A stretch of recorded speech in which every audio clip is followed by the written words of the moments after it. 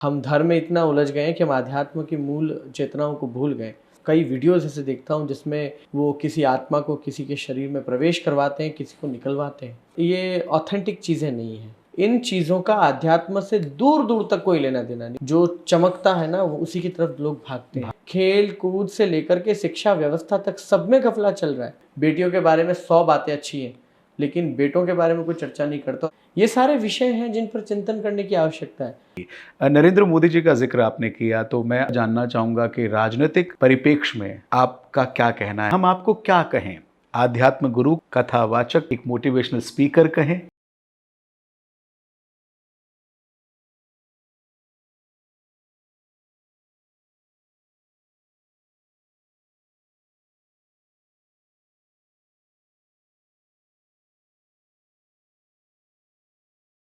Interview से ज़्यादा, podcast से ज़्यादा एक बहुत कुछ सीखने की कक्षा जैसा लग रहा है, क्योंकि आज हम एक बहुत ही कम उम्र के आध्यात्म गुरु से, कथावाचक, धार्मिक विषयों पर अथाक अनुभव और नॉलेज रखने वाले गुरुजी से मिलने का हमें मौका प्राप्त हुआ है। पहले तो हम गुरुजी को प्रणाम करते हैं। आदरणीय परम पूजनीय अभयदास जी महाराज, तखतगढ़ में आप विराजमान रहते हैं और हमारा सौभाग्य है कि सूर्य नगरी जोधपुर में आप यहाँ पधारे। और प्रभु, मैं सबसे पहले आपसे ये जानना चाहूँगा कि जोधपुर में जो सभा आज रही, आपकी कथा का जो आपका कार्यक्रम था, कैसा रहा? किस तरह का भक्तों में उत्साह था जोधपुर में? जी, पहले तो सभी दर्शकों को मेरा सभी को जय श्री कृष्ण, जय भारत।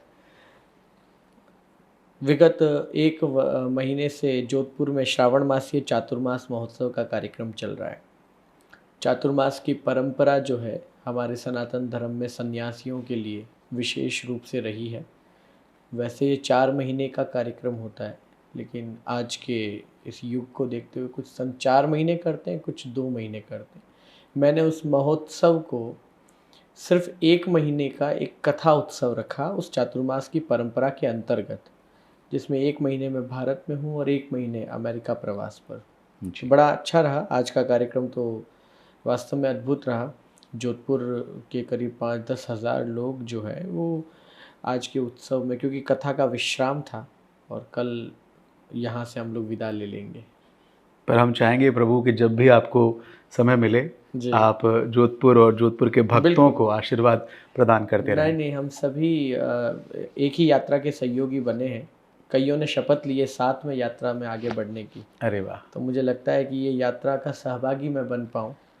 ना तो कोई किसी की शरण में रहे, ना कोई किसी के नीचे रहे, हम सब साथ रहें और साथ आगे बढ़ें। बस इस विचार के साथ बढ़ने की ही आवश्यकता है।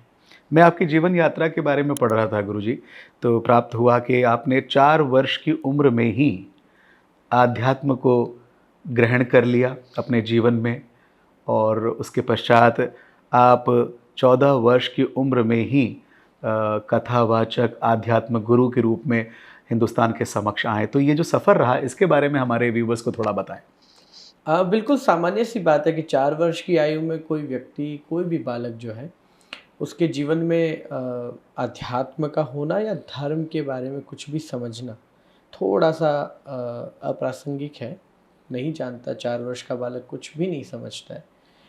और उस समय में, उस कालखंड में मेरी जितनी बुद्धि थी, जितनी सोच थी, पता नहीं क्या हुआ कि गुरुजी ने कहा कि आप सन्यासी बनेंगे। बस उसके बाद में मैंने कभी मना नहीं किया, मैंने हाँ किया। और ये मेरा सौभाग्य था कि मेरे माता-पिता ने गुरुजी की आज्ञा और मेरे हाँ को स्वीकार कर लिया। बस मैं अपने सन्यास लेने के किसी भी प्रकल्प को या किसी भी विधा को मैं चमत्कारिक दृष्टि से नहीं देखना चाहता हूँ, ना कोई देखे। कोई भी साधु सन्यासी जो है, अगर कोई सन्यासी बना है, तो वो 4 वर्ष की आयु में अगर मैंने सन्यास लिया, तो वहाँ से मेरी यात्रा आरंभ हुई, जी। और जो अभी तक चल रही है, और मुझे लगता है कि मैं जीवन में अंतिम साँस तक सन्यासी बनने का प्रयास करता रहूँगा। सन्यासी कोई एक विषय नहीं है कि एक बार किसी ने मंत्र दीक्षा दे दी, भगवा वस्त्र या सफ़ेद वस्त्र धारण कर लिया, हम सन्यासी हो गए। इसे तो नित्य निरंतर जीना होता है। और जब-जब हमारा निरंतरता, हमारा जाप, हमारा भजन कम पड़ता है, तब तक हमारा सन्यास जीवन खतरे में आ जाता है। तो निरंतरता ही सन्यासी जीवन है, जो जाप, यम नियम ध्यान धारणा प्रत्याहार ये सब निरंतर चलता रहे। संन्यास तो यही है। तो 4 वर्ष की आयु में मेरा आरंभ हुआ। संन्यास लिया क्योंकि गुरुजी ने उसी समय, हमारी संन्यास परंपरा में पिंडदान कर देते हैं, हम जीते जी मृत हो जाते हैं उस शरीर के लिए, उन रिश्तों के लिए, उन व्यवस्था के लिए। ये सनातन धर्म में दीक्षा की परंपरा है कि कोई संन्यास दीक्षा लेता है अर्थात उसका पुनर्जन्म होता है। वैसे भी आज मेरी कोई आयु मुझसे पूछता है तो मैं अपनी संन्यास आयु ही बताता हूँ कि मैं इतने वर्ष का हूँ। अच्छा। उसके पहले के 4 वर्ष हम नहीं बताते। तो ये बहुत खूबसूरत परंपरा है, बहुत ज़बरदस्त परंपरा है और मैं इसका बड़ा सम्मान करता हूँ।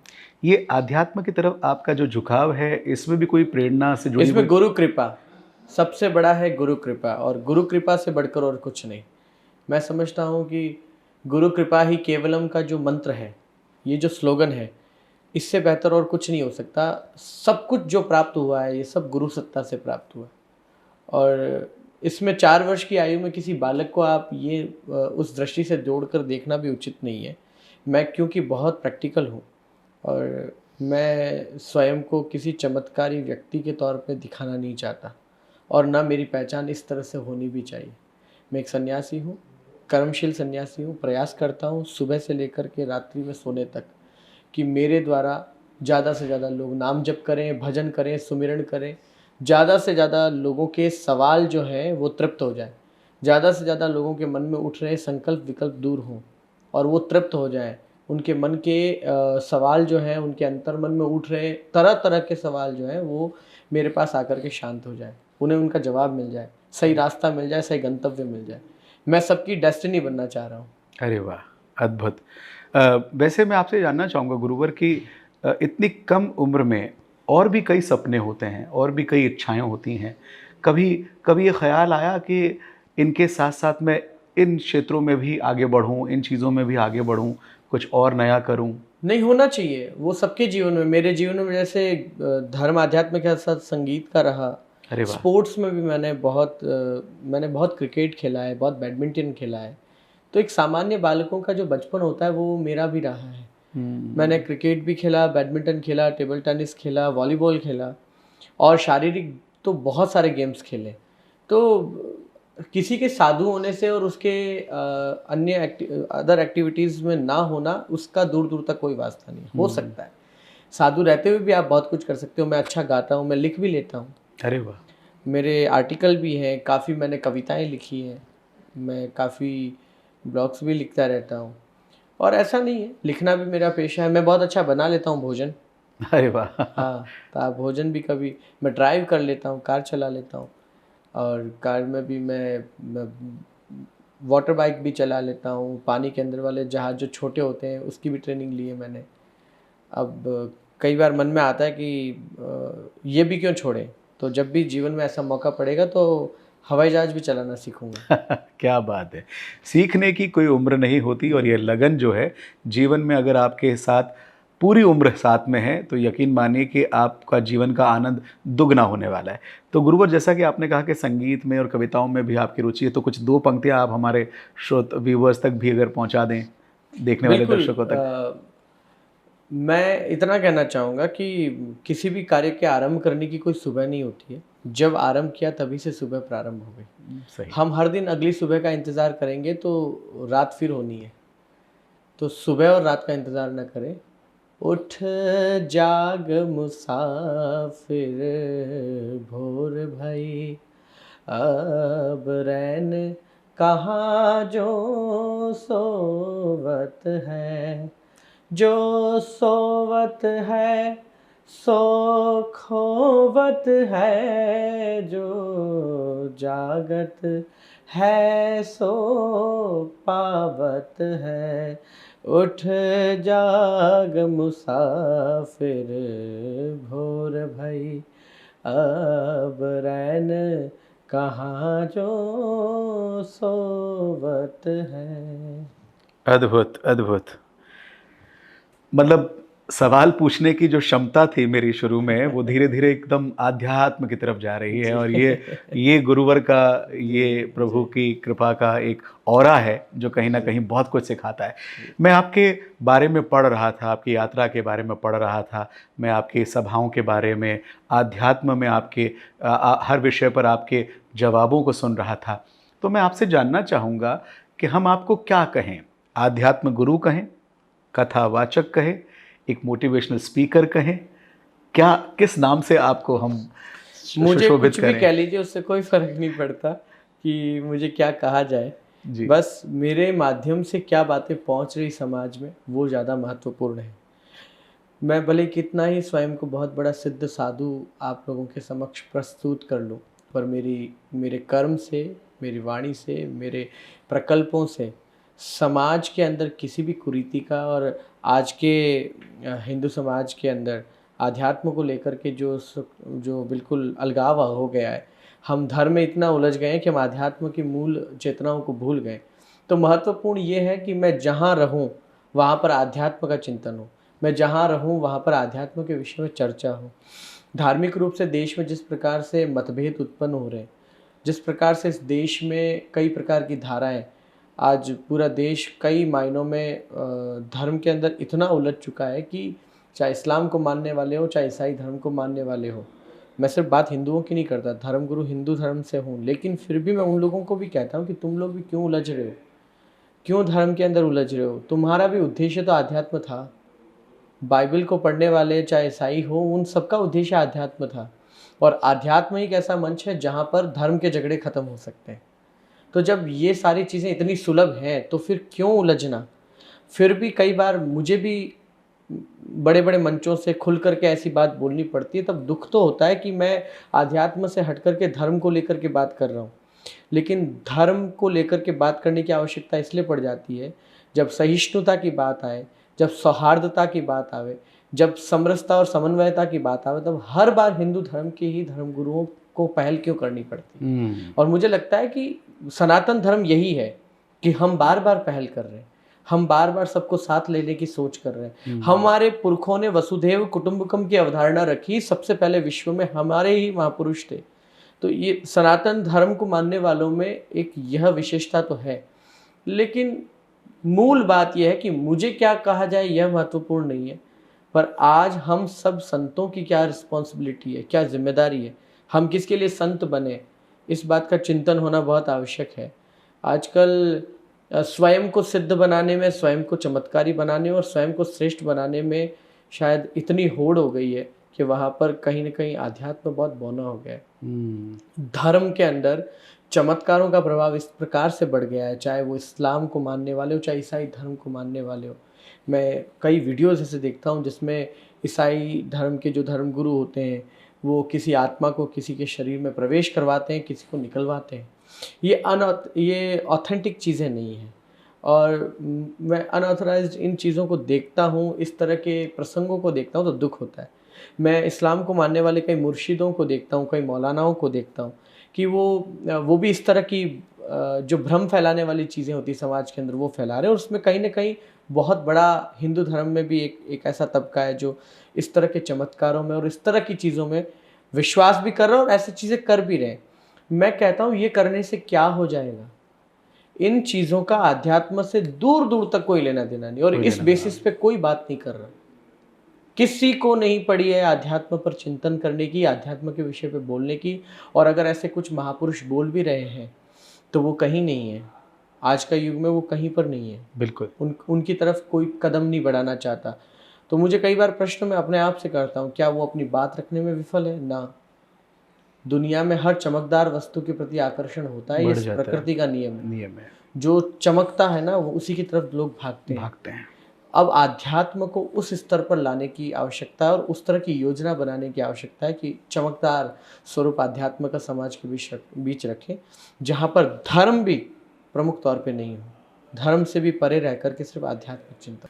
गुरुजी, मैं आपके एक मिशन के बारे में भी पढ़ रहा था कि तखतगढ़ में आप एक विशाल मूर्ति बना रहे हैं और उस मूर्ति में आप कई सारे स्किल डेवलपमेंट के इंस्टीट्यूशंस, म्यूज़ियम, बहुत कुछ प्लान कर रहे हैं। क्या है वो मिशन, थोड़ा हमारे व्यूवर्स को बताइए। इस मिशन का आरंभ तो हुआ वनवासियों की सेवा करते करते।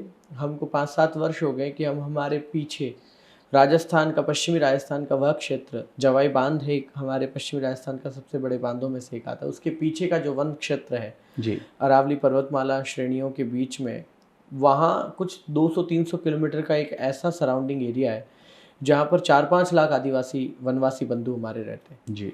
तो उन लोगों के बीच काफ़ी समय से मैं जा रहा था। तो उनके बीच काम करते करते, उन्हें समझते समझते मुझे एक चीज़ महसूस हुई कि आज 2023 आते आते भी जहाँ एक तरफ दुनिया, भारत चंद्रयान के सफल प्रक्षेपण कर रहा है, चंद्रयान 3 देखो आप कितना अद्भुत रूप से उसका सफल हुआ, वैसे ही जहाँ नासा इतने बड़े बड़े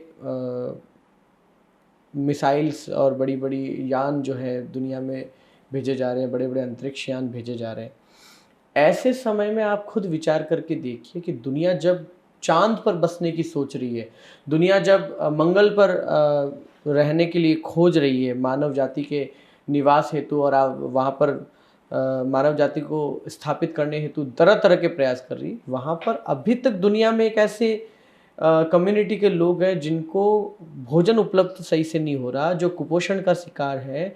और ये भारत में है, भारत जहाँ दुनिया के आधुनिक देशों में गिना जा रहा है, दुनिया की सबसे बड़ी युवा शक्ति जिस देश में है, दुनिया की सबसे बड़ी आबादी का तबका अब हमें मिल चुका है। ये ज़्यादा प्रसन्नता का विषय तो नहीं है, लेकिन फिर भी हम इस पे नंबर 1 है। और ऐसे में जब इस देश के अंदर एक बहुत बड़ा तबका आज भी ऐसा है जो पूरा कुपोषण का शिकार है, जिसकी आने वाली पीढ़ी आज भी अशिक्षित है। कौन लोग हैं जो जंगल के शुद्ध वातावरण में भी उन वनवासियों तक शराब पहुंचाते हैं, ड्रग्स पहुंचाते हैं। वो 300-500 रुपए की दिहाड़ी मजदूरी करने वाले वनवासी आज ड्रग्स का शिकार हैं, शराब का शिकार हैं। उनके बच्चों के लिए वो उचित और पोषित अनाज, फल फूल आदि नहीं पहुंचा पा रहे हैं। क्या कारण है? इस पर चिंतन किसी ने नहीं किया। समाज आज भी उनके साथ संवाद स्थापित क्यों नहीं कर पाया? और ये बात सिर्फ भारत के वनवासियों की नहीं है, विश्व की, पूरे विश्व के वनवासियों की बात है। वर्ल्ड जो ट्राइबल कम्युनिटी है, आप देखिए अफ्रीका की क्या हालत है। हॉर्न ऑफ अफ्रीका को देख लीजिए, जिसमें युगांडा और ये सारे देश आते हैं, वहाँ पर तो पानी की किल्लत है और वहाँ 1-1 महीने तक नहाते नहीं है वो लोग। इसके कारण कई प्रकार के उन्हें रोग हैं, पानी की समस्या है, भोजन वहाँ पर अनाज उपलब्ध नहीं हो पा रहा है, और वहाँ पर इंसान इंसान को खाने पर मजबूर है। और अगर हमारे इन वनवासियों के बारे में देखा जाए जो यहाँ पर है, आज भी उनके जीवन शैली में कहीं पर भी आज की दुनिया का कोई प्रभाव नहीं है। मैं ये नहीं कहता कि वो आधुनिक हो जाए, वो आधुनिकीकरण का हिस्सा बने। वो बहुत अच्छे वातावरण में, दुनिया की फ्रेश एयर में है। वो वनवासी जो वनों में रहते हैं, उनके पास पानी शुद्ध है, हवा शुद्ध है। सिर्फ उनका दिनचर्या उनकी श्रेष्ठ बनानी है, उनके साथ वार्ता और संवाद स्थापित करना है। तो शुरुआत वहाँ से हुई, और मैंने सोचा कि जब वनवासी गुरुकुलम हम बना देंगे तो ये एक ऐसा प्रकल्प होगा जिसके लिए हमें बहुत चैलेंज आएंगे। हम कहाँ से वो चीज़ें खड़ी करेंगे जिसके साथ हम इन चीज़ों को चला सकें। तो मेरे मन में भाव आया कि दुनिया में अब भारत के अंदर अभी ऐसे कीर्तिमान स्थापित हुए कि विश्व की सबसे ऊंची मूर्ति सरदार वल्लभ भाई पटेल की स्टैच्यू ऑफ यूनिटी बनी है। हैदराबाद में हमारे ही एक धर्म के बहुत बड़े धर्मभूषण महापुरुष श्री चिन्नाजीयर स्वामी जी ने रामानुजाचार्य भगवान की एक बहुत बड़ी अद्भुत मूर्ति बनाई हैदराबाद के पास। तो प्रेरित होकर मैंने सोचा कि जिस भूमि पर हम जन्मे, क्यों ना भारत माँ की ही एक विशाल प्रतिमा बनाई जाए, और उसके अंदर हम skill development centre, museum, wellness centre और वर्चुअल म्यूजियम भी इस तरह के कि दुनिया उसे देखने के लिए आए। तो यहाँ से अगर कोई भी टूरिज्म के कारण कोई भी टूरिस्ट आते हैं और यहाँ से अगर कुछ प्राप्त भी हुआ तो वो 100% चैरिटी के लिए जाएगा वनवासियों। That's really great. बहुत 100% बहुत ही नेक उद्देश्य, और जो वहाँ राशि देखने के लिए जो लोग वहाँ राशि देंगे वो भी सेवार्थ ही इस्तेमाल की जाएगी। ये भी एक बहुत बड़ा इनिशिएटिव है। शिक्षा को लेकर मैं हमेशा देखता हूँ आपके सेशन में, आप अपने कथाओं में, आपके आध्यात्म से जुड़े हुए सेशंस में भी आप शिक्षा पर पूर्ण जोर ताकत से बात करते हैं। बहुत आवश्यक है, बहुत आवश्यक है शिक्षा पे चर्चा करना, क्योंकि इस देश की शिक्षा जो है ना 8वीं 10वीं तक जो बेसिक शिक्षा है वहाँ तक तो फिर भी हम काम चला सकते हैं, लेकिन 10वीं के बाद की जब मैं शिक्षा देखता हूँ तो बड़ा दुख होता है जी। उस शिक्षा व्यवस्था को देखता हूँ तो दुख होता है। कुछ चीज़ें तो ऐसे ही चलाई जा रही हैं जिसका कोई अर्थ ही नहीं है। आज इस देश में इतनी बड़ी बेरोजगारी का कारण सिर्फ नौकरियां उपयुक्त नौकरियां ना होना या पर्याप्त नौकरियां ना होना नहीं है। इस देश में नौकरियों की तो बहुत पर्याप्तता है, खूब नौकरियां हैं, तरह तरह के व्यवसाय हैं, लेकिन हमारे बच्चों को शिक्षा के वो मायने पढ़ाए जा रहे हैं जहां पर शिक्षा व्यवस्था सिर्फ कुछ एक ही ढर्रे की ओर ले जा रही है। सबको सिर्फ डॉक्टर बनना है, सबको सिर्फ वकील बनना है, सबको सिर्फ इंजीनियर बनना इंजीनियर है। बनना है, सबको सिर्फ आईएएस बनना है, आरएस बनना है। अरे इनके अलावा भी बहुत सारे चीज़ें हैं। क्यों हम 10वीं के बाद 10th स्टैंडर्ड के बाद बच्चों को स्किल डेवलपमेंट सेंटर की ओर नहीं ले जा रहे? हमारे यहाँ हुआ क्या करता था, नालंदा तक्षशिला विश्वविद्यालय जो भारत के नहीं दुनिया के सबसे बड़े बड़े विश्वविद्यालयों में से एक थे, जो इस देश की भूमि पर थे, क्या था उनमें, कितने संकाय थे, 150 से ज़्यादा जहाँ पर सब्जेक्ट हुआ करते थे और हर सब्जेक्ट में बच्चों को प्रवीण किया जाता था। न सिर्फ संस्कृत, न सिर्फ उनको ब्राह्मण बनाया जाता था, वहाँ पर श्रेष्ठ वास्तुकलाविद बनते थे, शास्त्रविद बनते थे, बड़े अच्छे अच्छे राइटर बनते थे, पोइट बनते थे, कवि वहाँ पर बने, साहित्यकार वहाँ पर बने, बड़े बड़े शिक्षाविद वहाँ से निकले हैं।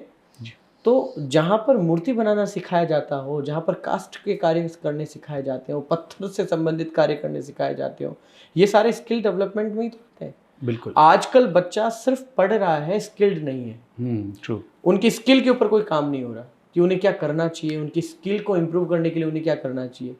क्यों हमारे बच्चे पेड़ पौधे लगाने पर इंटरेस्टेड नहीं है? क्यों हमारे बच्चे स्पोर्ट्स को लेके भी अभी भी ठीक है, थोड़े कुछ 2-4 स्पोर्ट्स, 10 स्पोर्ट्स मान लो, 20 ऐसे गेम मान लो जिनमें फिर भी रुचि रखते हैं। अरे स्पोर्ट्स का तो इस देश में जितना भंडार रहा है, पिटारा रहा है, प्रतिभाओं का उतना तो दुनिया में कहीं नहीं रहा। फिर क्यों हमारे बच्चे सिर्फ मेडल लेने के लिए स्पोर्ट्स ज्वाइन करेंगे? क्यों वो अपनी स्वयं की खुशी के लिए नहीं ज्वाइन करेंगे? ये सारे विषय हैं जिन पर चिंतन करने की आवश्यकता है। इस देश में बच्चे खेल कूद से लेकर के शिक्षा व्यवस्था तक सब में घपला चल रहा है। सारी व्यवस्थाओं में कहीं पर भी ऑथेंटिकेशन नहीं है।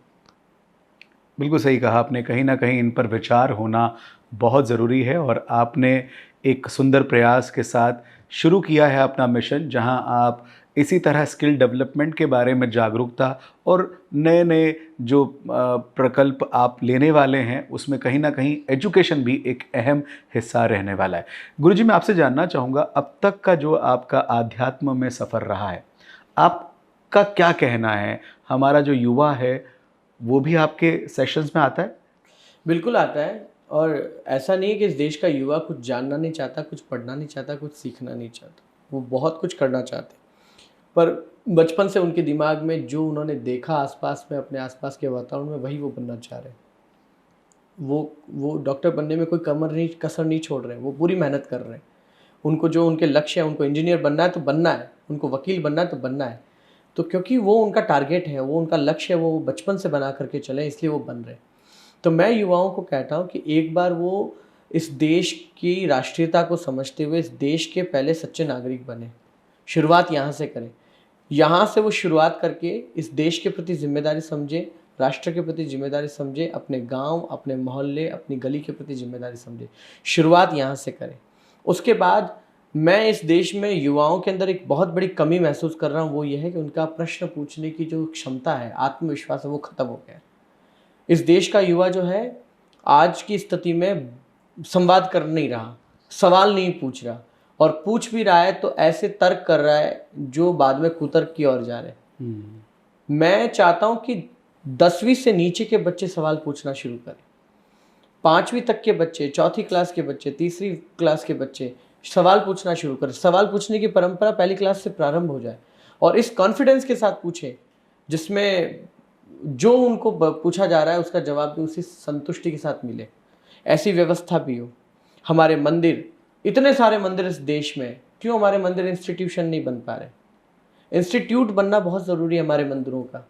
जब तक मंदिर इंस्टीट्यूट नहीं बनेंगे, मंदिरों में वैसी शिक्षा नहीं होगी जो उन बच्चों के बचपन में उठ रहे सवाल अपने धर्म के प्रति, समाज के प्रति, परिवार के प्रति, राष्ट्र के प्रति, जिसका जवाब वहाँ पर बैठा हुआ एक पंडित, पुजारी या कोई भी साधु गुरु, वहाँ से उनको जवाब नहीं मिल रहा, तब तक मैं नहीं समझता कि इस देश में युवाओं को सवाल पूछने का आत्मबल मिलेगा। तो युवाओं के लिए हमने इसलिए शिविर रखे, इसलिए यूथ पार्लियामेंट का आयोजन किया इसलिए हमने बाल संस्कार शिविर का आयोजन किया कि उनके अंदर में वो सवाल पूछने का कॉन्फिडेंस बने। यहाँ से उनकी यात्रा की शुरुआत होगी। फिर जब वो स्वयं बहुत सारी बातों पर चर्चा करना आरंभ करेंगे ना, तो उसके बाद में वो अपना रास्ता खुद बनाना ढूंढ लेंगे। इस देश के जीन्स में जो है ना, किसी भी रास्ते को खोजने का एक पर्याप्त हमारा डीएनए है। हम ऐसे लोग हैं जो धरती का ऐसा कोई कार्य नहीं जिसका सॉल्यूशन हम नहीं ढूंढ सकते। आपको पता है कि दुनिया के बड़ी बड़ी कंपनीज के सीईओ भारतीय हैं।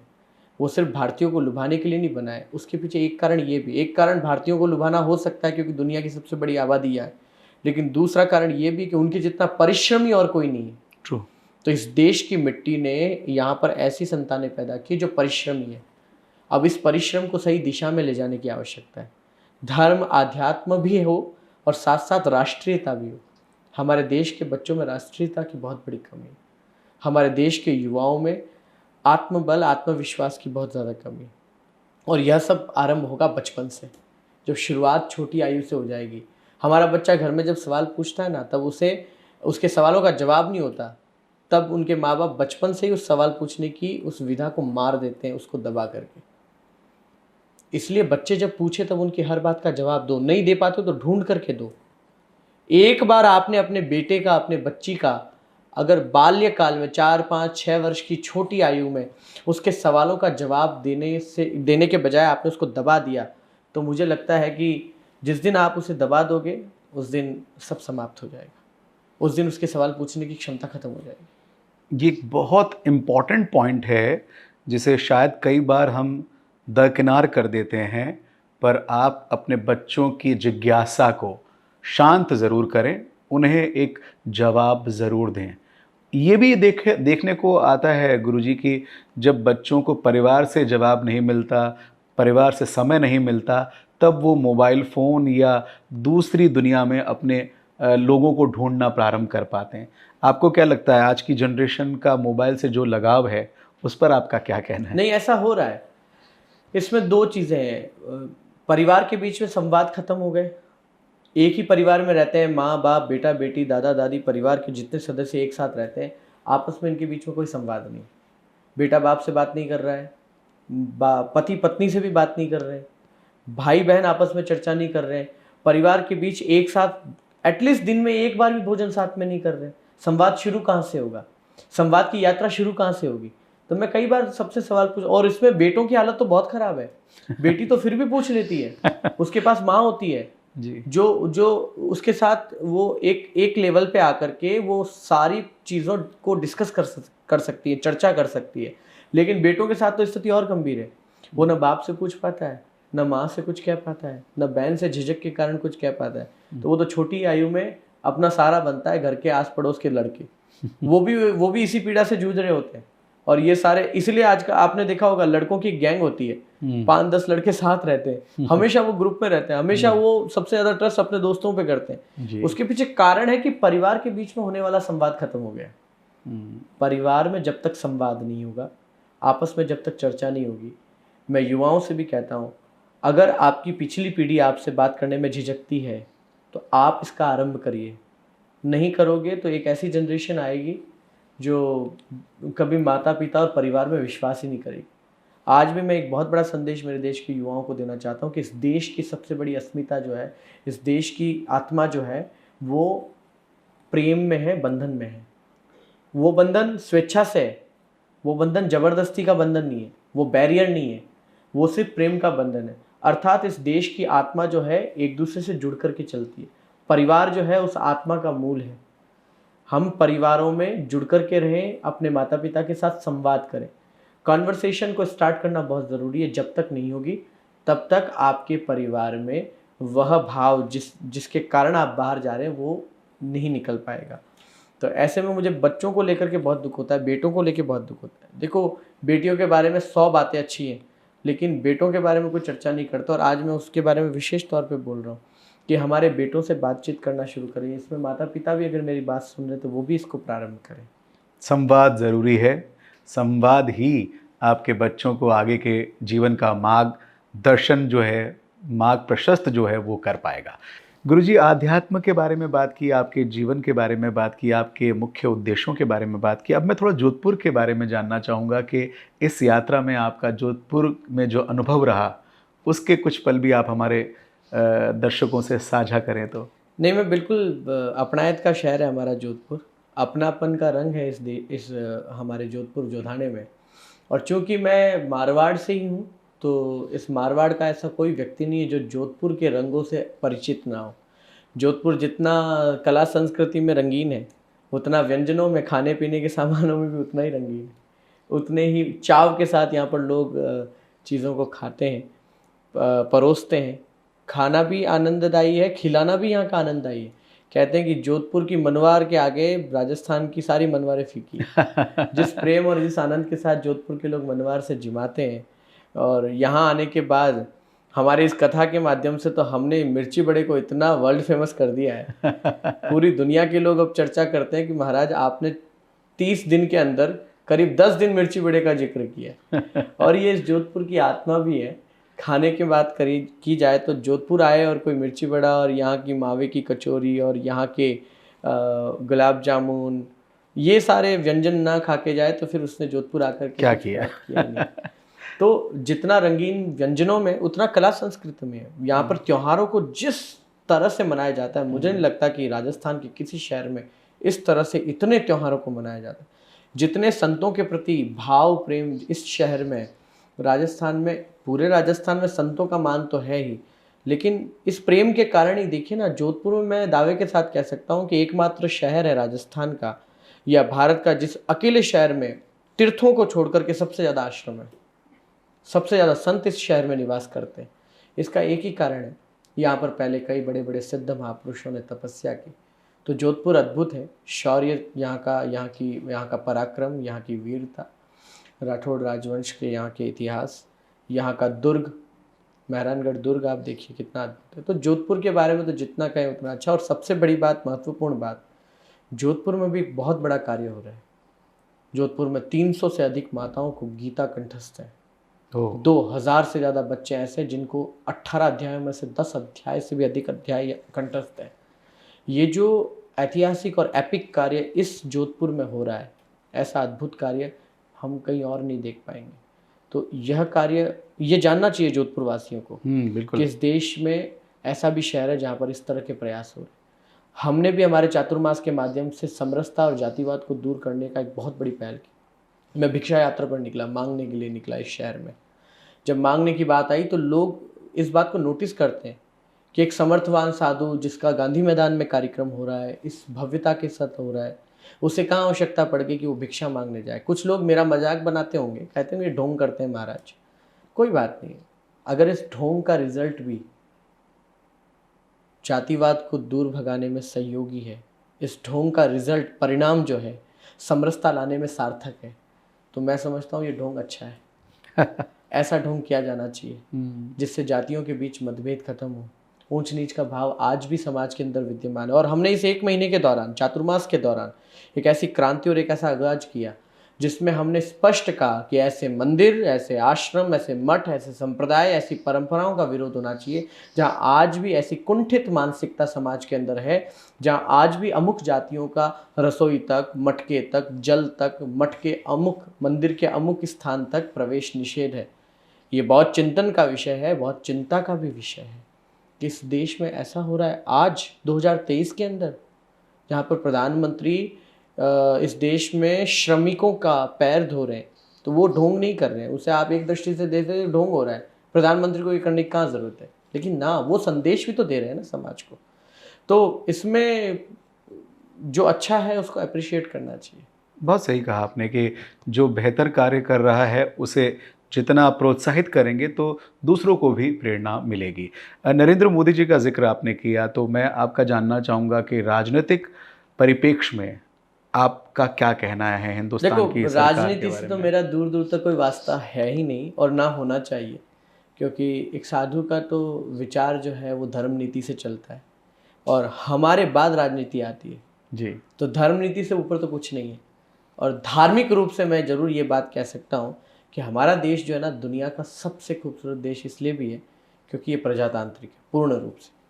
और जब आज के कालखंड में कहा जाता है कि वैश्विक तौर पर भारत की जो प्रतिभा है, भारत का जो गौरव है और भारत का जो सम्मान और मान सम्मान है वो वैश्विक तौर पे बढ़ा है।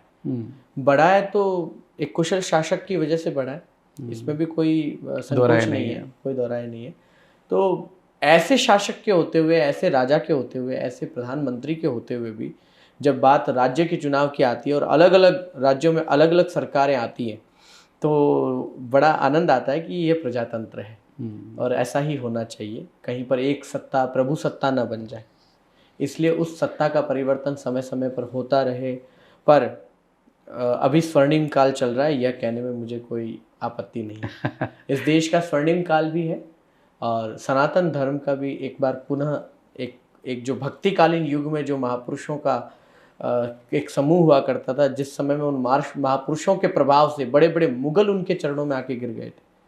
हमारी मीरा जैसी के सामने अकबर आकर के बैठता है और उनके तेज को देख करके अकबर प्रभावित होता है।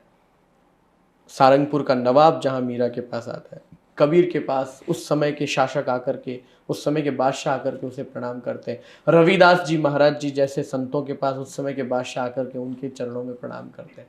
तो उस समय में भक्तिकालीन युग में मुझे याद है कि उन 200 वर्षों में संतों ने ये करके दिखाया था, सत्ता में चाहे कोई हो, धर्म नीति से ऊपर कुछ नहीं। उन्होंने सबको एक छत पे ले आए थे, वहाँ पर फिर कोई धर्म महत्वपूर्ण नहीं रह गया था।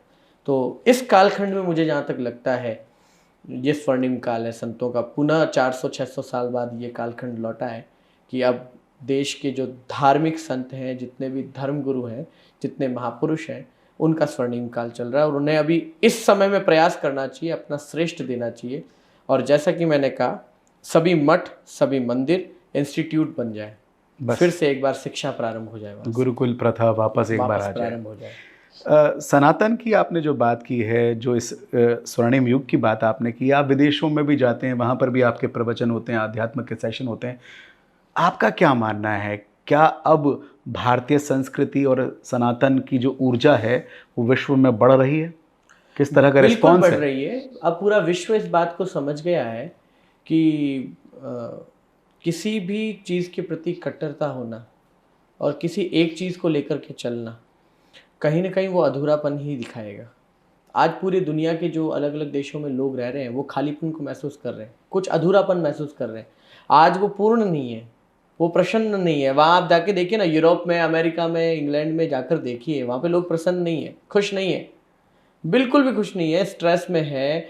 उनके पास हमसे ज़्यादा बेहतर वायु है, एयर इंडेक्स देखिए वहाँ का बहुत अच्छा है, पानी नल खोलते ही उनको शुद्ध जल मिलता है, आवास, होम क्वालिटी, बिल्ड क्वालिटी बहुत अच्छी है। दुनिया के बेहतर आवास है जो 300 सालों से बने और आज भी नए लगते हैं। बिल्कुल। तो वहाँ आवास उनका अच्छा, हवा उनकी अच्छी, जल उनकी अच्छी, पर क्या मिसिंग है? प्रसन्नता, खुशी, आनंद, उत्सव। वो इस देश में, इस देश में जल को लेकर के भी कई बार सवाल खड़े होते हैं कि अभी भी साफ जल नहीं है, जबकि प्रयास हो रहे हैं। इस देश में हवा को लेकर के आज भी सवाल खड़े होते हैं कि आज भी हवा का जो है, दिल्ली देख लीजिए, मुंबई, चेन्नई देख लीजिए, इधर कलकत्ता देख लीजिए, राजस्थान के कई शहर देख लीजिए, जहाँ पे आज भी कहते हैं कि हवा शुद्ध नहीं है, एयर जो क्वालिटी है वो बहुत ख़राब है। और ऐसे में मैं सबको एक ही बात कहना चाहता हूँ कि वहाँ और यहाँ में फ़र्क इतना है कि वहाँ पर शहर साफ़ है लेकिन शुद्धता वहाँ नहीं है। भारत देश में भले ही सफाई नहीं है लेकिन शुद्धता है। वाह। और इसी शुद्धता के कारण यह देश जो है पवित्र है, आनंदमयी है, प्रसन्नदायी है, सुखदायी है। अद्भुत। इस देश में लोग जो है ना प्रसन्न होना जानते हैं। इतने संघर्ष और इतने परिश्रम जितने यहाँ है, वर्किंग टाइम जितना इस देश में है उतना वहाँ नहीं है। बिल्कुल। आप देख लीजिए, यहाँ पे 12 घंटा 14 घंटा अमूमन हम लोग काम करने में हिचकाते नहीं है, वहाँ पर तो 8 घंटे से ज़्यादा कोई काम नहीं करना चाहता, उसके बावजूद वो लोग स्ट्रेस में। उसका कारण है कि भावनाओं में अभी वो लोग पीछे, हम भावनाओं में समृद्ध हैं। अद्भुत सेशन रह रहा है हमारा गुरुवर से बातें करते हुए। कुछ और 2 सवालों के साथ मैं इससे विराम देना चाहूँगा। पहला तो ये कि आप हमारे तमाम जो व्यूअर्स हैं उन्हें क्या संदेश देना चाहेंगे इस मंच से कि वो किस तरह अपने जीवन में आगे बढ़ें, किन मूल मंत्रों के साथ जीवन में आगे बढ़ें? मूल मंत्र तो यही है कि आप सबको अपनी लाइफ की एक डेस्टिनी तय करनी चाहिए, और वो डेस्टिनी अगर आपका अगर स्वयं से सवाल पूछेंगे तो आप क्या कहेंगे? किसी और से अगर हम पूछें कि तुम्हारे जीवन का अंतिम लक्ष्य क्या है? गाड़ी खराब हो जाएगी, फिर नई लानी पड़ेगी।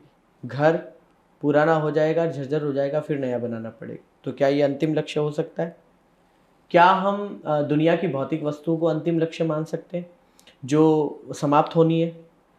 हमारा सबका अंतिम लक्ष्य यही होगा। अगर अपने आप से आप कभी एकांत में ले जा करके पूछोगे तो वो ये होगा कि मेरा मरना जो है वो सुख से हो, मतलब टिल माय लास्ट ब्रेथ जो है मैं मरूं, तब मैं बहुत सुखी मरूं, अच्छी सांस के साथ मरूं, प्रसन्नता के साथ मरूं, अचानक ना मरूं और मन में कोई ग्लानि लेके ना मरूं, पीड़ा लेके ना मरूं, दुख लेके ना मरूं, दर्द लेके ना मरूं, ऐसा ना मरूं जिसमें मुझे मरने पर भी दुख हो कि मैं मर क्यों रहा हूं। अभी ये चीज़ें सॉल्व करनी है, तो पूरी ज़िंदगी को अभी से सॉल्व करना आरंभ कर दीजिए। डेली एक एनालिसिस करिए कि क्या आपने अच्छा किया, क्या बुरा किया। एक ऐसी बुक भी बनाइए जिसमें आप ये लेखा जोखा कर सकें कि अच्छा क्या किया और बुरा क्या किया। और बुरे अनुभव जो है ना, वो पश्चाताप से दूर हो सकते हैं, और अच्छे अनुभवों की लिस्ट को बढ़ाइए। यही आपको, जब आप अकेले होंगे ना, उस समय में आपको प्रसन्नता देंगे। बहुत खूब गुरुवर। मैं आपके मिशन के बारे में भी जानना चाहूँगा कि आपका मिशन क्या है अगले 10 साल को लेकर? अगले 20 वर्षों में मैंने एक मिशन सेट कर रखा है, वो है कि मैं भारतवर्ष के अंदर वनवासी गुरुकुलम खड़े करूँगा और उसकी संख्या 1000 से भी अधिक होगी। संकल्प बहुत बड़ा है। कई लोग इस पर विनोद भी करते हैं मेरी बात पे कि महाराज ऐसा कुछ होना है, 1000 इंस्टीट्यूट खड़े करना कोई सामान्य बात नहीं। लेकिन ऐसे इस देश में कई उदाहरण हैं, चाहे हमारे प्रभुपाद जी महाराज देखिए, जिन्होंने 10, 15, 20 वर्षों में 150 से ज़्यादा देशों में मंदिर खड़े किए, और एक एक मंदिर जिस हिसाब से बना हुआ आज देखिए उनको जा कर के, तो सब कुछ संभव है। देश में ऐसे कई बड़ी बड़ी संस्थान है, कई ऐसे ऐसे धर्मगुरु जिन्होंने 5-5 हज़ार 6-6 हज़ार अपने केंद्र बना रखे हैं 30-30 साल के अंदर। तो 1000 वनवासी गुरुकुल, और मैं चाहता हूँ, अभी मैं वर्ल्ड रिलीजन पार्लियामेंट शिकागो जा रहा हूँ अमेरिका, तो वहाँ पर भी मेरा विषय जो है वो इंडिजिनस कम्युनिटी के ऊपर है कि हमारे देश में या विश्व के कहीं भी ट्राइबल सेक्ट में आज भी संवाद नहीं हो पा रहा, आज भी उन लोगों के बेहतर जीवन के लिए कार्य नहीं हो पा रहा, उसके बारे में मैं वहाँ पर बोलने के लिए जा रहा हूँ। तो मुझे लगता है कि मैं अगले 20 वर्षों में अपने इस मिशन को पूरा करूँ। उसके बाद मुझे लगेगा कि मेरी आध्यात्मिक यात्रा का अगले 20 वर्ष का गोल क्या होगा। अरे अद्भुत! हमारी शुभकामनाएं आपकी इस मंगल यात्रा के लिए। और अंत में आखिरी सवाल कि अगर कोई युवा साथी, जो भी महानुभाव हमारा ये पॉडकास्ट या वीडियो देख रहे हैं, वो आपसे कैसे जुड़ सकते हैं? कैसे आपके प्रवचनों का लाभ प्राप्त कर सकते हैं? कैसे आपके सानिध्य में आ सकते हैं? वो कार्यक्रम से जुड़े, हमारी कथा जहाँ जहाँ होती है, हमारे कार्यक्रम, मैं सिर्फ कथावाचक ही नहीं हूँ और कहलाना भी ठीक नहीं लगता मुझे। सन्यासी हूँ, साधु हूँ, इससे ज़्यादा परिचय और क्या हो सकता है। तो कथा मेरे जीवन का एक अंग है। उसके साथ साथ हम कॉलेजेस में, स्कूल्स में भी अलग अलग कार्यक्रम करते हैं। मेडिटेशन, योग, प्राणायाम के सेशन में विदेश में करता ही हूँ, और उसके साथ साथ हम Q&A के सेशन कर सकते हैं। मुझे पता है कि युवाओं को लंबी चौड़ी कहानियाँ, कथा सुनने में अभी आज के समय में इतना समय वो दे भी नहीं पा रहे हैं। तो आप क्वेश्चन एंड आंसर के सेशन मेरे साथ ज्वाइन कर सकते हैं। आप अपने यहाँ पर आयोजित करवा सकते हैं, जहाँ पर आप उससे सीधा संवाद करें। आप अपने सवाल जो है सीधा पूछें और सीधा जवाब पाएँ। ज़्यादा लंबा चौड़ा आपको कोई व्याख्यान सुनने की आवश्यकता नहीं है। शुरुआत करके देखिए, और ये कॉन्वर्सेशन जो है ना, बड़ी हेल्दी होने वाली है। बस इसका आरंभ करिए। बहुत बहुत आभार गुरुवर। हमारी आज की कन्वर्सेशन भी हमें बहुत कुछ सिखा गई है, और हम उम्मीद करते हैं कि आपके साथ ऐसे ही संवाद और Q&A सेशन लगातार होते रहें। तो आज हमने मुलाकात की युवा महाराज आदरणीय अभयदास जी महाराज से। अगले सेशन में एक और हस्ती से करेंगे मुलाकात। तब तक के लिए खुश रहिए और दूसरों के बारे में भी अच्छा सोचिए, क्योंकि वहाँ से भी आपको एक